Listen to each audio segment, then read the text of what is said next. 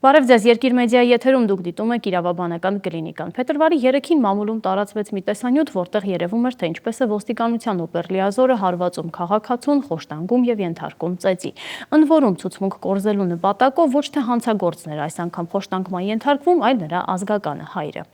Թեմայի վերաբերյալ զրուցելու ենք քրեական գործերով փաստաբան Վարազդատ Հարությունյանի հետ։ Բարև ձեզ, պարոն Հարությունյան, շնորհակալ եմ հրավերն ընդունելու համար։ Բարև ձեզ, շնորհակալ եմ։ Պարոն Հարությունյան, դեպքը բավականին հանրային մեծ հնչեղություն ունեցավ, ոստիկանության աշխատակիցներ, ընդ որում նաև հարուցվեց քրեական վարույթ, ոստիկանն աշխատանքից հեռացվեց։ Սա բավարար միջոցառում է այլևս բացառելու նման երևույթները։ Որքանով ես տեղեկացված եմ, ոչ միայն աշխատանքից հեռացվեց, քրեական վարույթի շրջանակներում մեղադրանք է առաջադրվել եւ խափանման միջոց է ընտրվել տնային կալանքը, ընդ որում այս մասով էլ է բավականին տարօրինակ իրավիճակ ստեղծվում, երբ մենք օրինակ համեմատում ենք այդ անձի առերևույթ կատարած արարքը եւ կիրառված խափանման միջոց տնային կալանքը, որը այսպես ասեմ, մի բակարդակ ավելի մեղմ խափանման միջոց է, քան բանտային կալանքը, այն պայմաններում, որ անձը հանդիսանում է ոստիկանության ծառայող եւ ըստ էության հնարավոր վարույթին խոչընդոտման հնարավոր իր գործիքակազմը անհամեմատ ավելի բարձր է, շատ է, եւ եթե մենք համեմատենք օրինակ այդ ոստիկանի նկատմամբ կիրառված խափանման միջոցի ուրեմն մեղմ լինելը օրինակ տարբեր քաղաքական գործերով մեզ հայտնի կալանավորման որոշումների հետ բավականին մտահոգիչ կոնտրաստ կստացվի։ Ամենապարզ օրինակը օրինակ arczepiskopos Միքայել Սրբազանի նկատմամբ կիրառված կալանքը, որը մի քանի անգամ երկարացվեց, եւ այս ոստիկանի ուրեմն նկատմամբ կիրառված խափանման միջոցի տարբերությունները ակնհայտ է։ Բավարարության մասով տեսեք, երբ մենք այս տարիների ընթացքում խոսում ենք ոստիկանական բռնությունների մասին, օրինակ մենք 5 իրավապաշտպանների նախաձեռնության տարբեր անդամներ, քաղաքական տարբեր գործերով ներգրաված փաստաբաններ հիմնականում անդրադառնում ենք քաղաքական ուրեմն process-ների ընթացքում կիրառված ուրեմն բռնության դեպքերի։ Մենք հիշում ենք, որ օրինակ 2024 թվականին բռնության այսպես համատարած դեպքեր տեղի ունեցան Սրբազան պայքարը անունով հայտնի շարժման շրջանակներում, երբ օրինակ արտաքին գործերի նախարարության շենքի մոտ տեղի ունեցած իրադարձությունների ժամանակ մի խումբ քաղաքացիների ոստիկանները ծեծի էին ենթարկել եւ այդ քաղաքացիները հայտնվել էին նույն օրը հիվանդանոցում տարբեր վնասվածքներով։ Մենք ունենք դեպք, երբ ազգային ժողովի պատգամավորին Ոսկե Աշոտ Սիմոնյանի մասին մի խումբ ոստիկաններ ծեծի ենթարկեցին օրը ցերեկով տեսախցիկների առջև, այսինքն այդ ոստիկանների դեմքերն էլ էր պարզ երևում, նույնականացնելու խնդիր էլ չկար եւ որքանով տեղակ եմ այդ ոստիկանների նկատմամբ տեղի չունեցել որևէ այսպես էական հարկադրանքի միջոց։ Մաքսիմում ոստիկանության ներքին անվտանգության վարչությունը ինչ որ կարգապահական վարույթներ արածելն է, որը բնականաբար էֆեկտիվ միջոց չի։ Եվ այս շրջանակներում մենք անընդհատ խոսում ենք նրա մասին, որ ոստիկանական բռնությունները չեն կարող տեղի ունենալ միայն քաղաքական դեպքերով։ Եթե ոստիկանությունը ունի իր ներսում համակարգային խնդիր, բռնարար ոստիկաններ, այդ բռնարար ոստիկանների համար տարբերություն չկա, իրանք ծեծի են ենթարկում քաղաքական ակտիվություն ցուցաբերող անձին, թե օրինակ մի հասարակ քաղաքացու, որը այսպես որևէ կերպ հայտնի չի իր քաղաքական հայացքներով։ Եվ եկավ Սա նշանակում է, որ դա համակարգային, այսինքն բոլորի նկատմամբ է կիրառվում։ Այո, չի կարող երկրում ոստիկանական համակարգում կամ ոստիկանական քրեակատարողական համակարգերում խոշտանգման համակարգային ուրեմն այսպես մասսայական տարածվածություն լինի եւ այդ խոշտանգումները իրականացվեն միայն քաղաքականապես ակտիվ քաղաքացիների նկատմամբ։ Ակնհայտ է բոլոր տեսակի դեպքերով էլ դրանք կիրառվում են։ Ընդ որում այս դեպքը ինչով առանձնացավ, որ կար տեսանկարահանումը այդ process-ի խոշտանգման, դրա համար երևի թե առարկայական եւ այսպես վիզուալ պատկերացում հարություն ստացավ թե ինչ համար էր տեսանկարահանումը, որովհետեւ կարծես տեսանյութից ակնհայտ է դառնում, որ ոստիկանը տեսնում է, որ իրեն նկարում են։ Ես չեմ կարող ասել, ենթադրում եմ վարույթի շրջանակներում այդ հանգամանքներն էլ պիտի քննության առարկա դառնան, որովհետեւ օրինակ մի հետաքրքիր իրավական նյուանս բացահայտեմ մեր հանրության համար, որ խոշտանգումը նկարագրող հանցակազմը, որը քրեական օրենսգրքի 450-րդ 453-րդ հոդվածում է սահմանված, խոշտանգման օբյեկտիվ կողմի դրսևորում է համարում, այսինքն այսպես մի քիչ բացատրեմ, որպեսզի մարդիկ ոչ իրավաբաններ հասկանան։ Խոշտանգող է նաև նա, որը նույնիսկ եթե ինքը չի հարվածում, չգիտեմ, ֆիզիկական ներգործություն ցուցաբերում, սակայն ինքը ի պաշտոն է ուրեմն պարտավոր է կանխարգելի ոստիկանը եւ իր գիտությամբ հատա տեղի ունեն։ Ըստ այդմ նկարողի մասով էլ որոշակի ուրեմն որոնողական աշխատանքներ պիտի տարվեն, հասկանանք ոստիկան է եղել, ոստիկան չի եղել, որովհետեւ եթե ոստիկան է եղել եւ իր գիտությամբ հատա տեղի ունեցել, ելի ընկնում է այս հանցակազմի բնորոշման տակ եւ նույն սանկցիայով հետապնդվող ուրեմն արարքա։ Էլ չեմ խոսում ղեկավարների վերադասներ իրենց նկատմամբ որևէ վարույթ կամ այդ վարույթի շրջանակներում մեղադրանքներ չպիտի առաջադրվեն։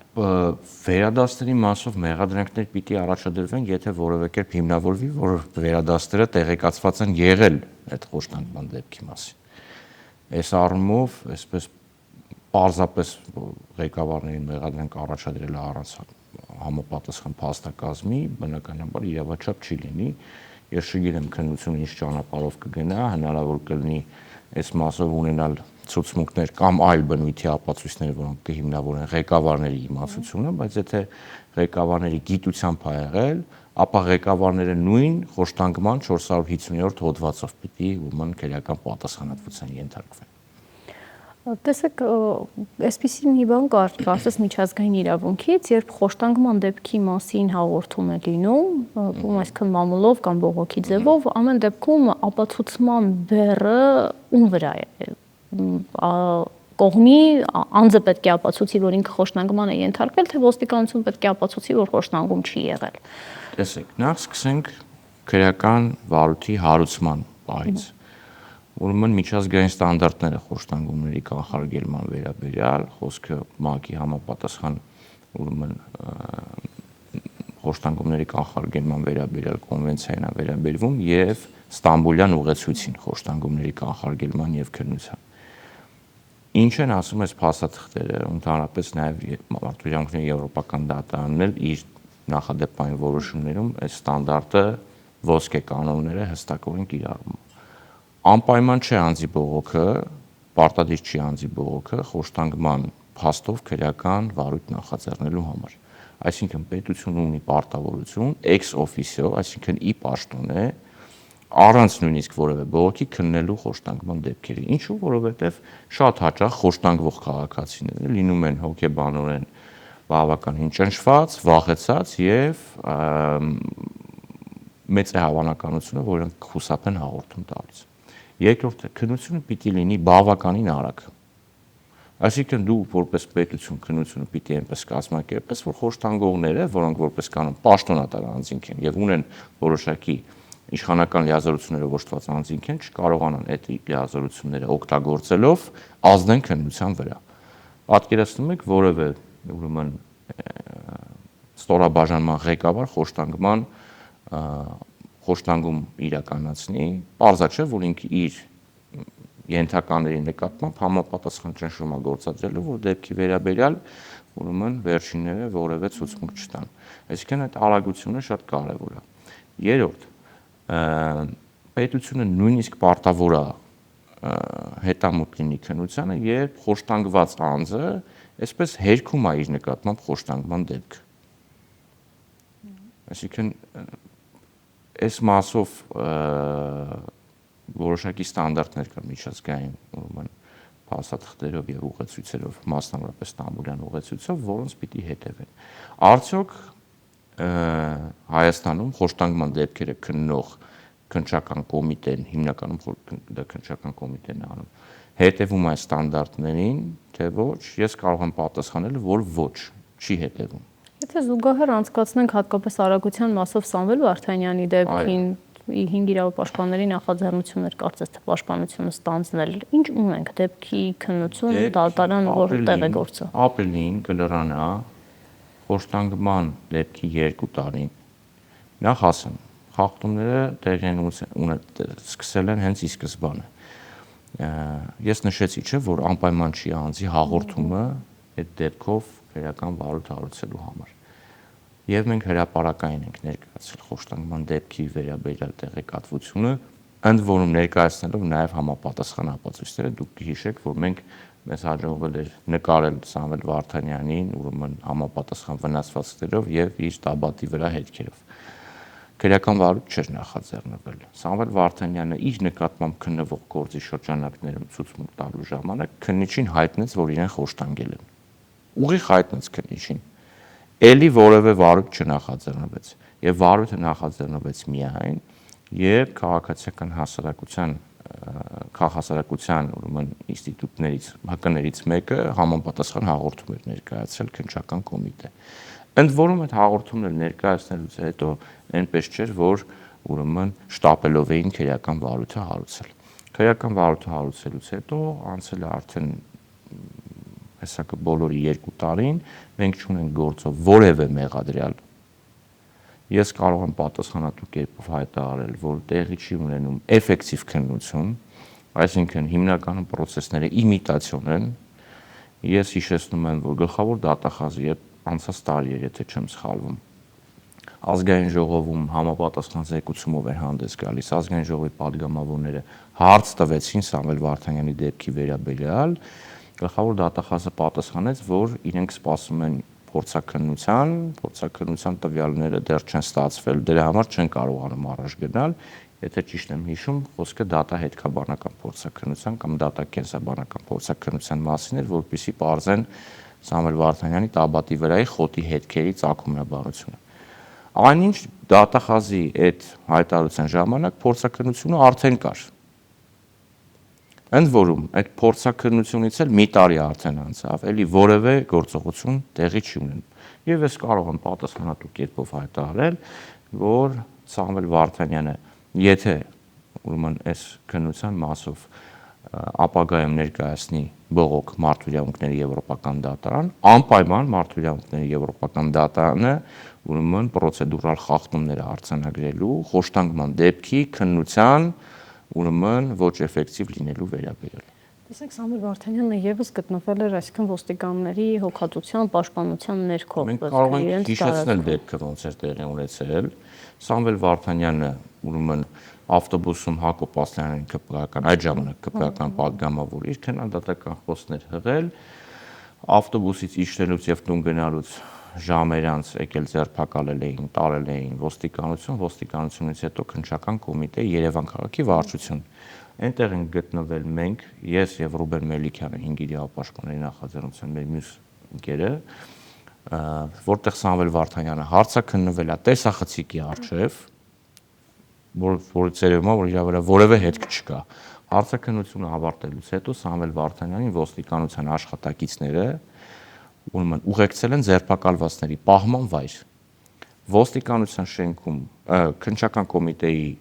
Երևան քաղաքի վարչության շենքում իր վրա որևէ հետք չկա, որևէ վնասվածք չկա, որևէ ուրեմն պատառոտված շորեր եւ այլն։ Ոչ մի բան չկա, ամեն ինչ նորմալ է։ Հասնում է ձերբակալվածների, տանում են ձերբակալվածների պահման վայր, ձերբակալվածների պահման վայրում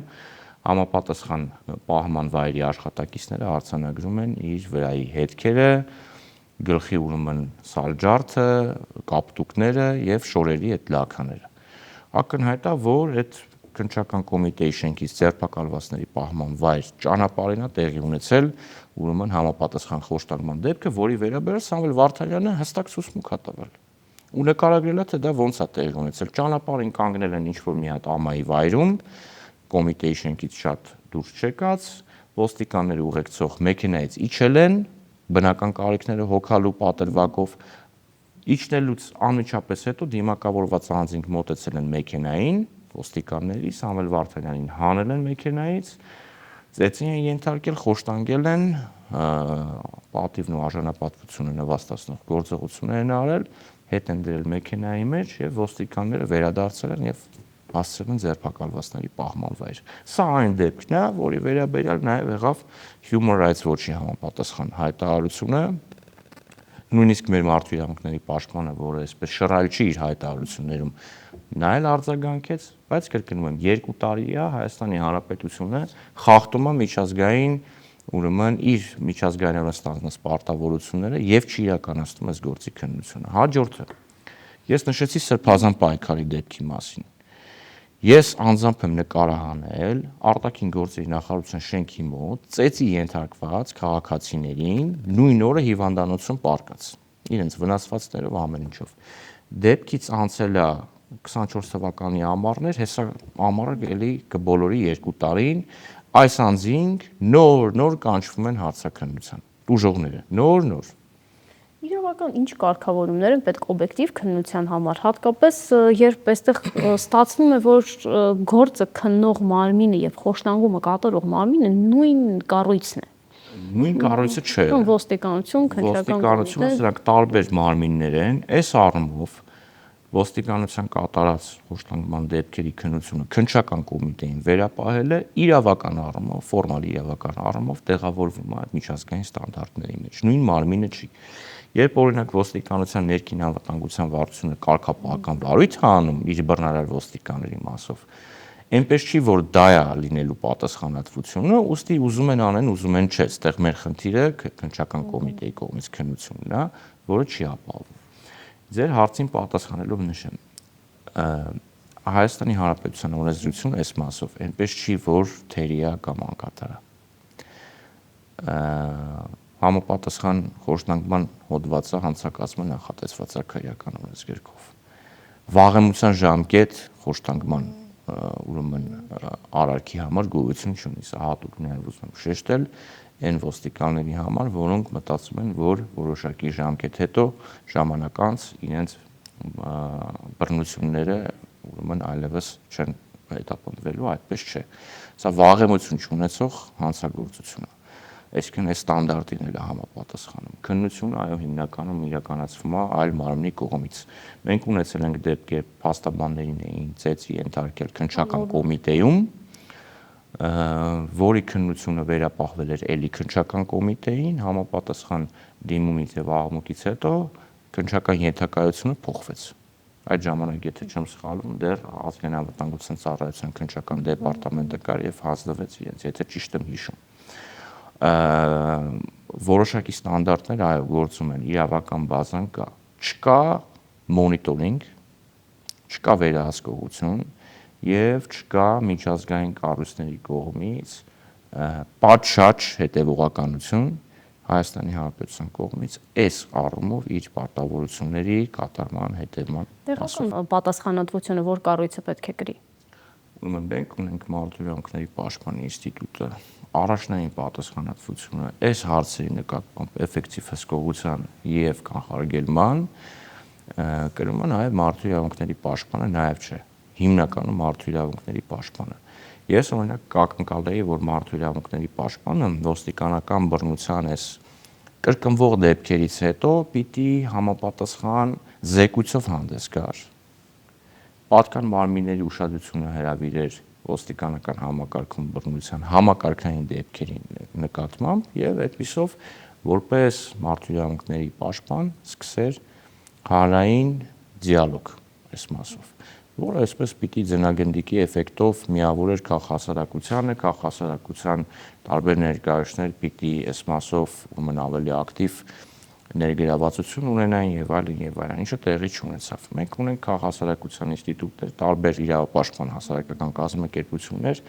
որոնք իրենց ռեսուրսների սահմաններում փորձում են այս դեպքերով զբաղվել։ Ես նշեցի, որ Սամվել Վարդանյանի դեպքով այդպիսի մի հասարակական կազմակերպություններ ուրեմն համապատասխան հաղորդումը ներկայացրել։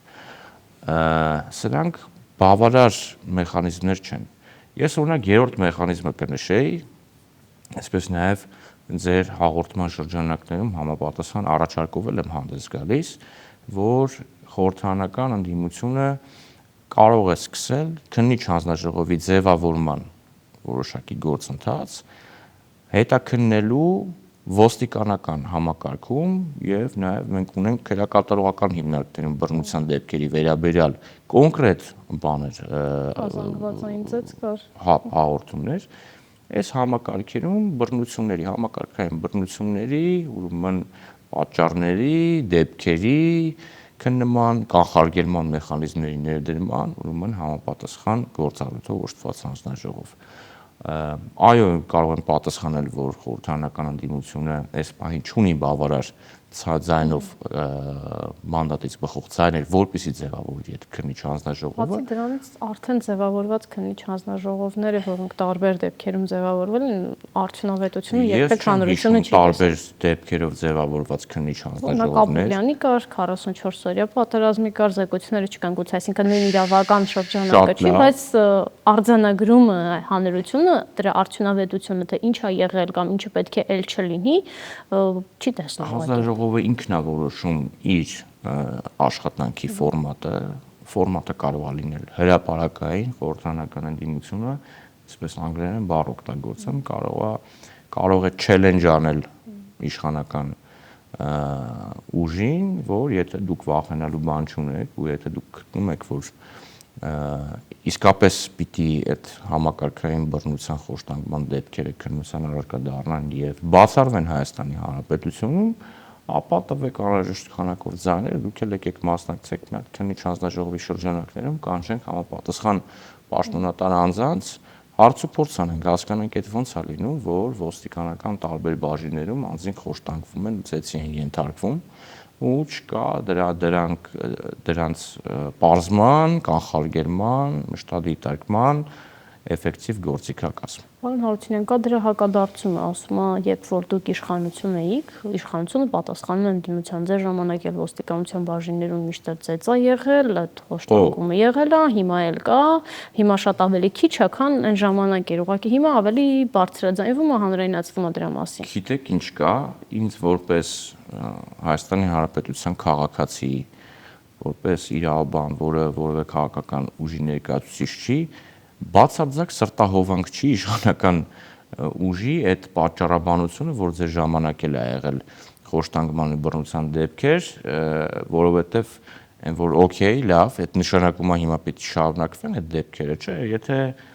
եղել են, հիմա էլ կան, ապա դրանք պիտի կանխվեն, որովհետև մենք ուրեմն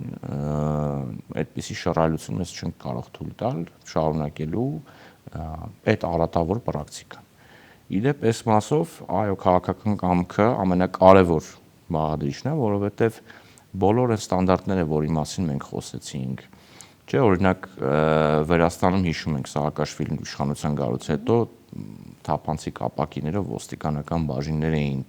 կառուցում, որպեսզի ցույց տան, որ ուրեմն բռնության դեպքերը արդեն սպառվել են կամ վերջացել են եւ հնարավոր չի բռնություն գործադրել, որովհետև թափանցիկ ապակիներով են, բայց ինչ եղավ 2012 թվականին մեծ սկանդալ ուրեմն պայթեց Վրաստանում, երբ քրեակատարողական հիմնարկներից մեկում հիմնարկի դատապարտյալների նկատմամբ կամ կալանավորվածների նկատմամբ շատ դաժան խոշտանգման կադրերը, վիդեո կադրերը հայտնվեցին համացանցում։ Եվ նաև շատ տարածված կարծիք է, որ հենց դա եղավ խորհրդարանական ընտրություններից առաջ այդ արտահոսած տեսակրությունը եղավ իշխող այդ ժամանակվա իշխող ուժի խորհրդարանական ընտրություններում պարտության պատճառը։ Ուստի քաղաքական իշխանությունը շատ պարզ պիտի գիտակցի, որ այս դեպքերի բացառման, այս դեպքերը ուրեմն կանխարգելելու պարտավորությունը կարող է նաև արժանա իշխանության կորուստ։ Ինչի գիտակցումը կարծում եմ այս բանի իշխանությունները չունեն։ Կարծես իշխանությունը չունի, հանրային էլի մի դեպք հիշում, երբ բռնության են ենթարկվում մարդիկ, ովքեր կատարում են իրենց մասնագիտական գործունեությունը, մասնավորապես փաստաբանների դեպքը դուք հիշեցիք, լրագրողների դեպքում օրինակ բռնություն կիրառվեց հենց ՊՊՑ պետի կողմից։ Էլի կա հարուցված քրեական որոշ մասնագիտական գործունեություն։ Այստեղ ոստիկանության բաժինը չի, այստեղ անհատ ոստիկանը չի։ Այստեղ մարդիկ են, ովքեր հենց իրենք պիտի լինեն կանխարգելողը։ Ազգային ժողովում այդ բռնությունները կան, այսինքն սահմանափակումները ամեն դեպքում։ Քաղաքական կամքի բացակայությունն է պատճառը։ Ես իմ կարծիքը ասեմ, էլի որպես բան, եւ իրավաբան եւ նաեւ քաղաքացի, չեմ կարող այս մասով չքաղաքականացնել, որովհետեւ սրանք փոխկապակցված են։ Իշխանությունը, որը իր իշխանությունը պահելու համար թևակողում է դեպի ավտորիտարիզմի ուրեմն ռեժիմի շրջափուլ, ուզած չուզած օգտվում է ճնշման այդ բիրտ մեքենայից, որի անունն է բռնություն եւ խոշտանգում։ Լավ, եթե զանգվածային ուրեմն ցույցեր են տեղի ունենում իշխանությունը փոխելու նպատակով եւ այդ շրջանակներում ոստիկանները անթաքույց տեսախցիկների առժ պարզապես այսպես առանց որևէ բանի կաշկանդվածության ծեծի են ենթարկում ցուցարարներին, դա նշանակում է ու հետո չեն պատժվում, հա, որևէ էֆեկտիվ պատասխանատվության չեն ենթարկվում, նշանակում է գործում է ինչը չի պատժվում, թույլատրվում է սկզբունք։ Այսինքն այս մասով երևի թե այն եթե կան մի քանի ակնհայտ բաներ այս մեր գոյություն ունեցող իրականության շրջանակներում, հա, այդ ակնհայտ բաներից մեկը այն է, որ իշխանությունները չեն պատժում բռնարար ոստիկաններին։ Դուք խոսում եք ավտորիտար կառավարման համագարքի մասին, բայց միջազգային հարթակներում շատ հստակ ասում են, որ Հայաստանը ժողովրդավարություն է, ընդ որում հենց իշխող ուժը հասնում է, որ ինքը ժողովրդավարության բաստիոն է, ինքը արդեն հասել է այդ ամենամեծ սանդղակին, ինչ որ կա բացառությամբ դատավորների եվրոպական միություններ, որ խնդիրներ էր տեսնում համագարքում։ Ես համաձայն չեմ այդ ձեր դիտարկման հետ, ոչ թե համաձայն չեմ, լիովին համաձայն չեմ։ Ինչի, որովհետև կան քաղաքական մարմիններ, օրինակ եվրոպական կառույցների քաղաքական մարմինները, պարլամենտականները։ Իրանք ունեն քաղաքական որոշակի նպատակահարմարություններ եւ նախասիրություններ, որոնց շրջանակներում, այսպես ասեմ, աշկ են փակում հայաստանյան իշխանությունների կողմից մարդու իրավունքների աղաղակող խախտումների նկատմամբ։ Աշկ են փակում քաղաքապետարյանների առկայության նկատմամբ եւ այլն եւ այլն։ Վերջերս նույնիսկ ԵԽԽՎ զեկույցում քաղաքապետարյանների մասին որևէ բան չկա։ Ես վերջին ԵԽԽՎ զեկույցին ծանոթ չեմ, ես ակնկալում եմ, որ լինելու են այս գարնանը արդեն մենք ունենալու ենք տարբեր միջազգային կազմակերպությունների տարեկան զեկույցները ամփոփ, այդ թվում նաև օրինակ Ամերիկայի Միացյալ Նահանգների պետդեպարտամենտի տարեկան զեկույցը։ Նախորդ տարիներին բոլոր այս զեկույցների մեջ հստակ ֆիքսված են եղել Հայաստանում մարդու իրավունքների խախտման տարբեր աղաղակող դեպքեր։ Խոսքի ազատության, հավաքների ազատության իրավունքի խախտման դեպքեր, անձանց հանիրավի հետապնդման եւ քաղաքական շարժառիթներով բանտարկման վերաբերյալ ուրեմն դեպքերն են տեղ գտել տարբեր այդ զեկույցներում։ Այս մասով ես գտնում եմ, որ անհրաժեշտ եւ բավարար աշխատանք չի տարվում այդ կառույցների հետ եւ ես գտնում եմ, որ աշխատանքի ծավալի եւ էֆեկտիվության բարձրացման պայմաններում հայաստանյան կառույցների եւ մասնավորապես խորհրդարանական ընդդիմության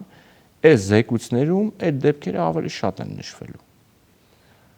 Հասկանալի։ Պարոն Հարությունյան, նաև պետք է խնդրեմ անդրադառնաք, թե բռնության այս դեպքերին, խոշտանգումներին ինչպես են վերաբերվում դատարանները, ինչ է հուշում դատական պրակտիկան, երբ որ գործը հասնում է դատարան, արագ է քննվում, ավելի խիստ են դատավորները։ Ցավոք սրտի խոշտանգման դատարան գնացած գործերի քանակը շատ չի, որpիսի մենք որոշակի օրինաչափություններ բարձենք, բայց ընդհանուր առմամբ դատական համակարգում գործերի քննման ժամկետները բավականին երկար են, որի պատճառները կազմակերպչական են առավելապես դատավորների մեկ դատավորին բաժնեկնող գործերի քանակ, չգիտեմ, շատ աննշան գործերով օրինակ հիմա դատարանները գերծանրաբեռնված են այդ Չարաբասիկ 344-րդ հոդվածի առանձնահաղորդական իրավունքի կամ որսապ վիճակում վարելու դեպքերով հարուցված քրեական գործերով, ինչը նորմալ չի, այսինքն դատավոր, որը քննում է լուրջ քրեական գործեր, ասենք բազմաէպիզոդ, բազմադրվակ, չգիտեմ, շատ մեղադրյալներ ունեցող քրեական գործեր, որտեղ պիտի աչալուրջ լինի, մի խոսքով բավականին ծավալուն աշխատանք անի ու դրան զուգահեռ, ասենք հարյուրներով քննում է այդ վարորդական իրավունքների քրեական գործերը, դա էլ է խանգարում, այսպիսի հարցեր կան, բայց ես դատարանների վրա կենտրոնանալու փոխարեն կենտրոնանայի նախաքննության մարմինների նկատմամբ, որտեղ դատարանների քննելու համար պիտի նախաքննություն իրականացնող մարմինները գործը քննեն, հանձնեն դատարանին, ինչը տեղի չի ունենում։ Նույն Սամվել Վարդանյանի դեպքով մենք դատարան ուղարկված գործ չունենք, 2 տարի անցել։ 2 տարի։ Իսկ այս Սամվել Վարդանյանի նկատմամբ ուրեմն իրականացված հետապնդումով այդ ավտոբուսի դեպքով նույն պահին է, չէ՞, նույն օրն է տեղի ունեցել։ Խոշտանգումը եւ Արդեն ունենք ուժի մեջ մտած դատական ակտ։ Պատկերացնում եք։ Արտաքին գործերի նախարարության դեպքով, որ ասում մի քանի քաղաքացիների ծեծի են ենթարկել։ Պարզապես գետնին գցել էին ոստիկանները, բերետավորները, ու ծեծի են ենթարկել, ծեծի ենթարկելուց էլ հայել են։ Այդ դեպքով նույն օրվա տեղի ունեցած խուլիգանության մեջ մեղադրվող անձանց վերաբերյալ ցուցարարների վերաբերյալ քրեական գործը հասցվեց առաջացանում քննվել, եղավ արդարացման վերձիկ, գնաց վերաքննիչ դատարան, վերաքննիչ քրեական դատարանը բեկանեց ուղարկեց առաջինացիան, բայց այդ նույն օրը, նույն տեղում տեղի ունեցած խոշտանգման դեպքով նոր ուժողներին են հարցաքննում քննիչներ։ Պատկերացնում եք, ասենք լավ միտում չի, ինչ է։ Շնորհակալ եմ շատ հրավերն ընդունելու համար։ Ես հիշեցնեմ, որ իմ հյուրն էր քրեական վարույթներով զբաղվող փաստաբան Վարազդատ Հարությունյանը։ Մենք զրուցում էինք քաղաքացիների նկատմամբ ոստիկանության բաժիններում խոշտանգումների եւ նման օրինակ երևույթների մասին, որոնք անհանգստացնում են քաղաքացիներին եւ կարիք կա իրավական առողջացման։ Մնացեք Երկիր մեդիայի հետ։